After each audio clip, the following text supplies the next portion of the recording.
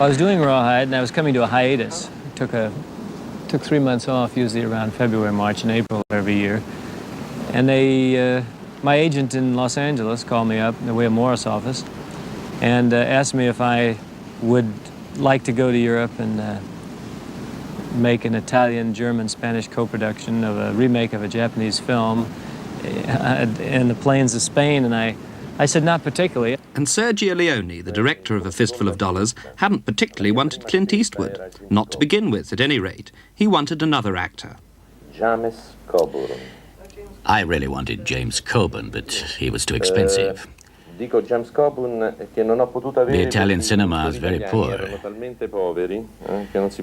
We got Clint for $15,000. Coburn wanted $25,000. I didn't see any character in Rawhide, only a physical figure.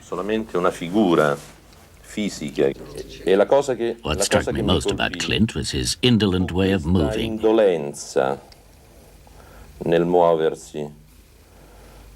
It seemed to me Clint closely resembled a cat. The script was in English, very strange English, because it had been written by an Italian group of people who didn't speak English that well, especially English with what you'd call the Western kind of slang. It was like an Italian concept of what a Western slang would be. So that a lot of the dialogue was a little bit on the shaky side. So I liked it, though, and I felt that maybe a European approach would give the Western a new flavor, something, because I thought it had been in a very stagnant period at that point.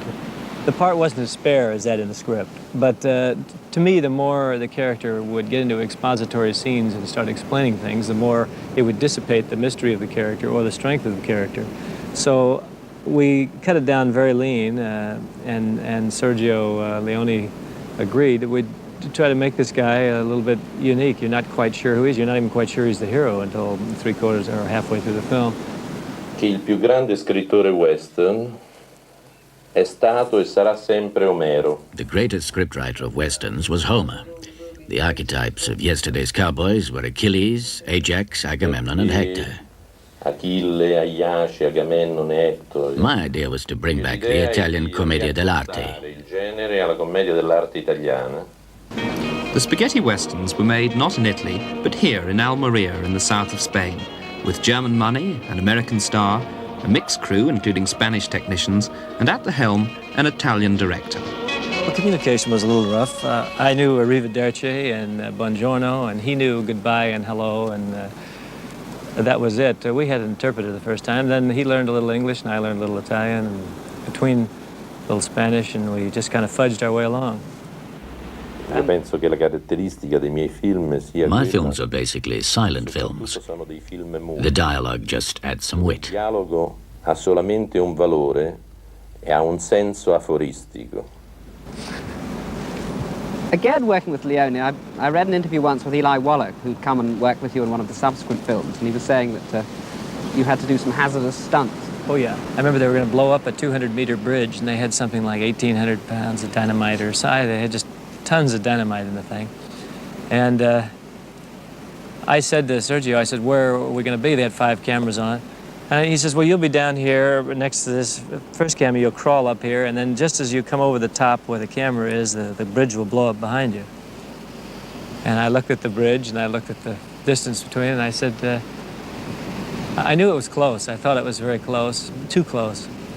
But I said, rather than say, no, I don't want to do that, I said, Sergio, where are you going to be? And he said, oh. He says, well, I'll be right here, and right behind this camera, waiting for you, right where you come in. I said, fine. If you'll be there, I said, then I'll do it. He kind of did a long look at me. And all of a sudden, I took a walk back, and I saw 2 guys coming up in Wallach's wardrobe and my wardrobe. And I said, oh, you're going to use doubles. Why is that? Well, Sergio's decided he wants to be up on the hill so he can get a better look. So anyway, that's kind of the way it was. And sure enough, when the bridge did blow up, it sent, which it blew up prematurely too, which is another story. It's the old anytime you're ready CB joke. But anyway, when they finally blew the bridge up, rocks, stones were coming out of the bridge, came up right, almost killed the assistant cameraman right on the lower camera where we would have been standing. My bridges tend to blow up.